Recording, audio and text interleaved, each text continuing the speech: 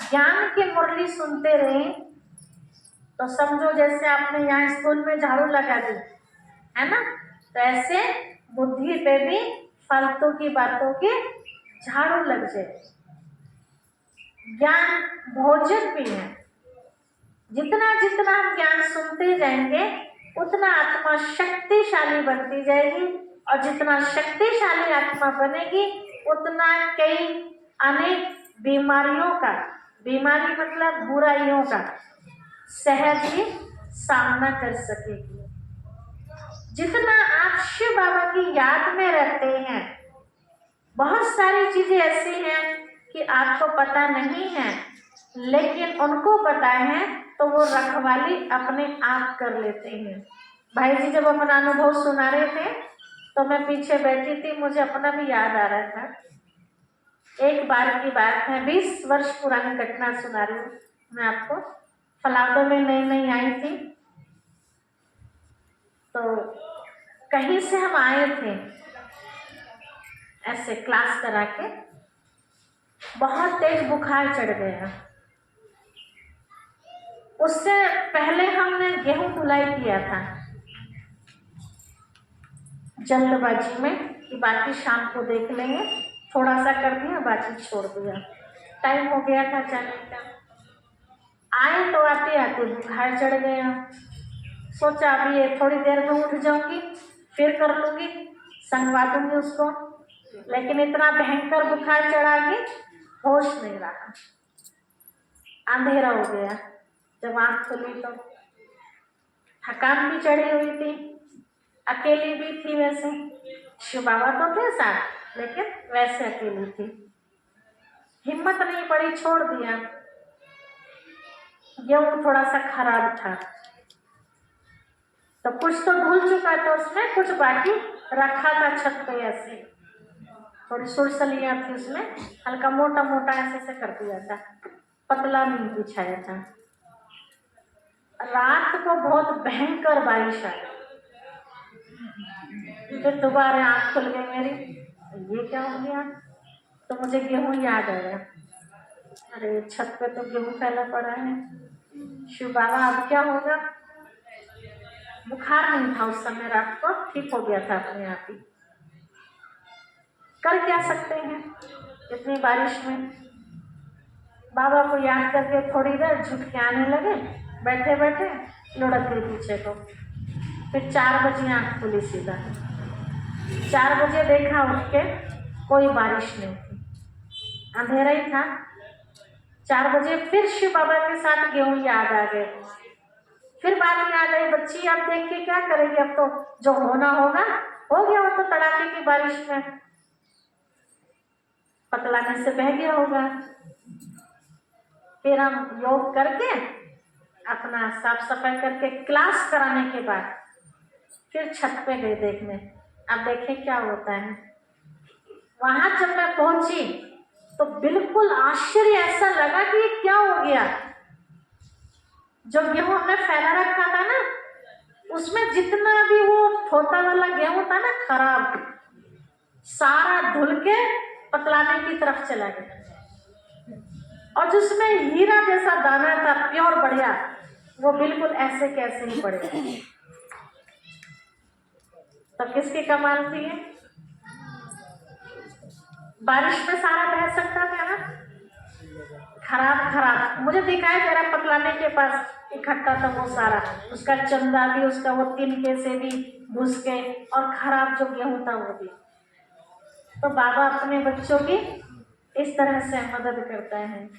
ऐसे बहुत सारे उदाहरण। उस जमाने में हीटर चला करता था, अभी तो कहीं नहीं मिलते हीटर, तो गैस बचाने के लिए मैं भी हीटर पे काम कर लिया करती थी।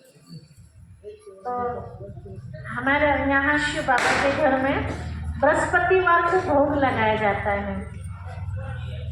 सभी गांव के जो भी हैं हमारे जुड़े हुए, जो आ सकते हैं उस दिन वहाँ सेंटर पर पहुँचते हैं, क्लास चलती, फिर उनको भोग दिया जाता है।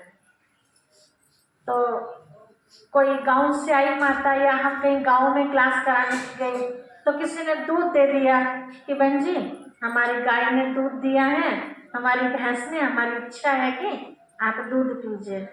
हम दूध नहीं पीते किसी के घर में, हम बोलते अच्छा पिलाना ही है ना आपको, ऐसे करो बोतल में डाल दो आप, शिव बाबा को भोग लगा के तब फिर हम उसको यूज करेंगे। तो कभी हम दूध नहीं पीते थे। हाँ, जो पुराने हो गए हैं, अच्छी तरह जो नियम मर्यादाओं पर चलते हैं, उनके घर का तो हम खाना भी खाते हैं। लेकिन जिनके नियम नहीं है तो हम ऐसे उनको बोल देते हैं। तो वो दूध हम पीते नहीं थे, दूध को इकट्ठा करते रहते थे।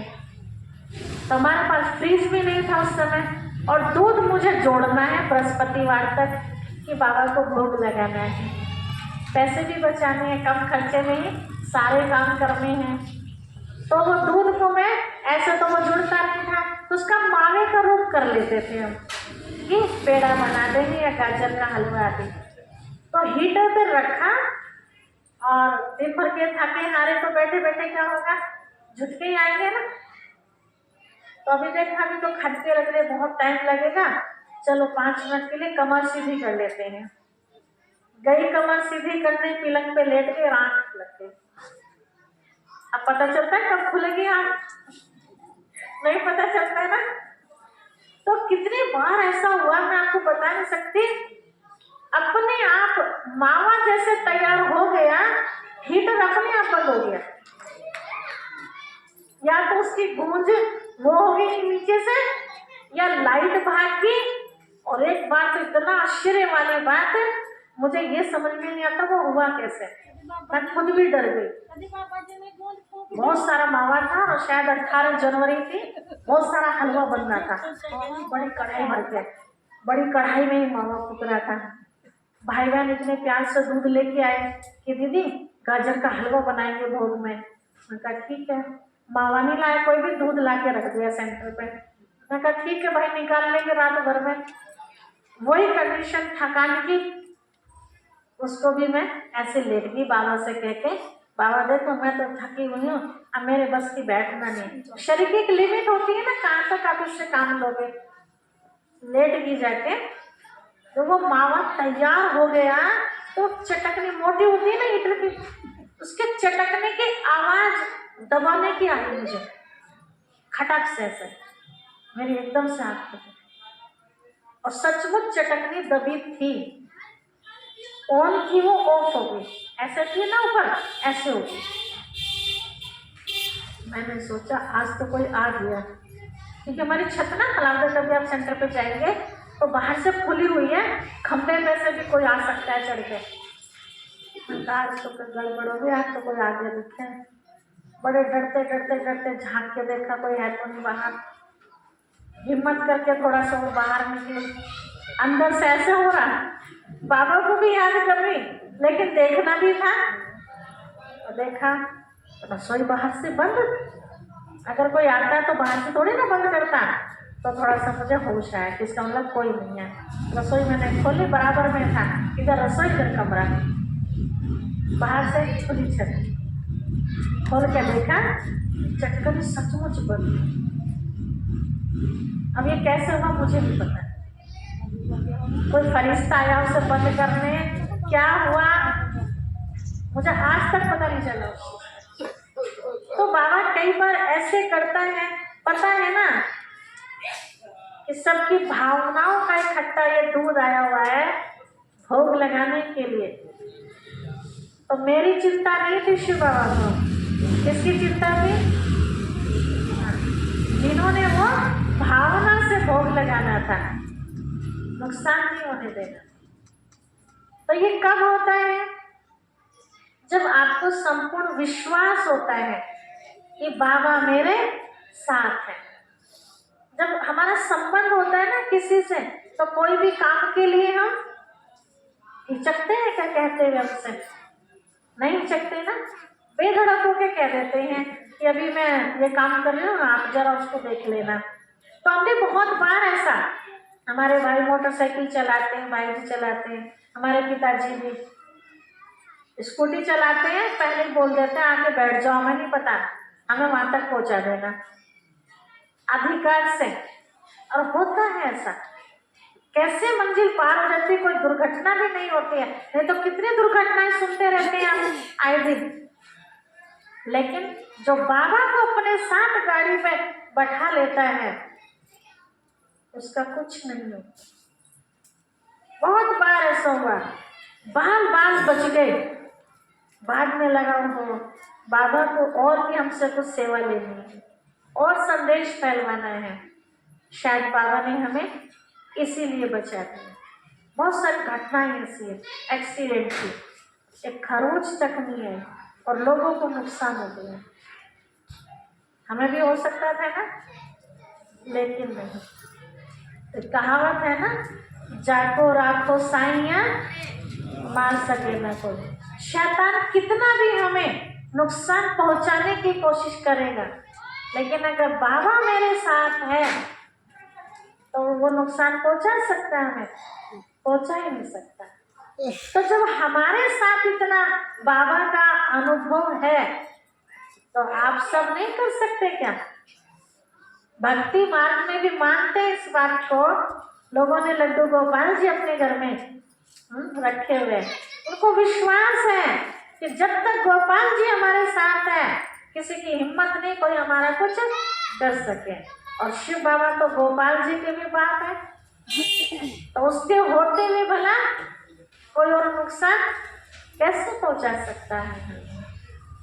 तो बाबा की मुरली को इसीलिए हम रोज सुने, क्योंकि पिता का डायरेक्शन अगर हमें नहीं मिलेगा तो फिर हम उस डायरेक्शन को अमल कैसे करेंगे? हमें पता कैसे चलेगा कि हमारे लिए क्या शिक्षाएं हैं? इसीलिए उसको सुनना बहुत जरूरी है। अब बात आती है कि वो लेटर तो हम सुने जिसको मुरली कहते हैं, जब शिव बाबा निराकार हैं तो फिर वो सुनाई कैसे है? फोटो लेते हैं? अच्छा, कल आप वहां देखेंगे मसूरी में शिव बाबा ने किसके द्वारा हम बच्चों को, ये जो मुरली की बात हम आपसे कर रहे हैं, ये ज्ञान दिया है।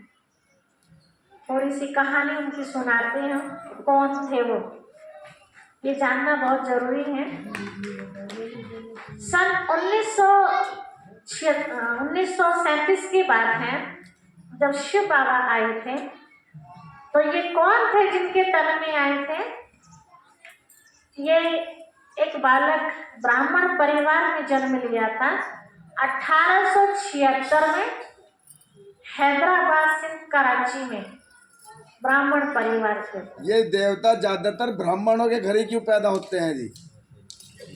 हाँ, ये सब बेकार है। और बिरादरी नहीं, ऐसा नहीं है, शुद्ध जगह। शिव पुराण मैंने पढ़ा है खुद, उसमें भी ब्राह्मण के घर जन्म लेंगे कल के अवतार। और अब से पहले इतने कितने जितने अवतार लिए सब ब्राह्मणों के घर अवतार लिए। नहीं, अब देखो श्री राम जी ने जन्म लिया, कहानी को अगर उठा के देखें तो दशरथ जी कौन से ब्राह्मण थे? ब्राह्मण किसे कहा जाता है? दशरथ जी ब्राह्मण थे क्या? ये तो गायत्री में लगे जो पवित्र सूर्यवंशी घराना था, ठीक है। श्री कृष्ण जी ने जन्म लिया, क्या वो ब्राह्मण थे? तो आप ऐसे कैसे कह सकते हैं कि जितने भी देवता थे, जितने मैंने वेद शास्त्र पढ़े हैं, 2-3 पढ़े हैं मैंने, ज्यादातर ब्राह्मण के घर में। जी। तो वो शुद्धता की निशानी दिखाई भाई जी। अशुद्ध जगह देवता कैसे आ सकते हैं? तो सबसे उच्च कुल माना गया है ना ब्राह्मण कुल को, है ना, स्वच्छता का प्रतीक। जब स्वच्छता की बात आती है तो ब्राह्मणों को रखते हैं, इसीलिए। लेकिन इनका जन्म सच में ही, ये शास्त्रों की बात नहीं सुना रहे हैं आपको, सच में ही कृपलानी कुल में इनका जन्म हुआ था। बचपन से ही बहुत भक्ति किया करते थे, विशेष करके जो भक्त थे ये श्री कृष्ण जी के भक्त थे। गीता जैसे थोड़े से बड़े हुए तो गीता पढ़ते थे। कहानी तो बहुत लंबी है, उनकी माता जी ने शरीर छोड़ दिया, लेकिन शॉर्ट में मैं आपको बता रही हूँ। फिर गीता पढ़ने लगे, गीता के प्रति इतनी आस्था थी कि जब तक गीता का पाठ ना कर ले तो मुंह में पानी भी नहीं लेते थे। ऐसे बड़े होते गए, भगवान को पाने की अंदर में कामना पैदा हुई।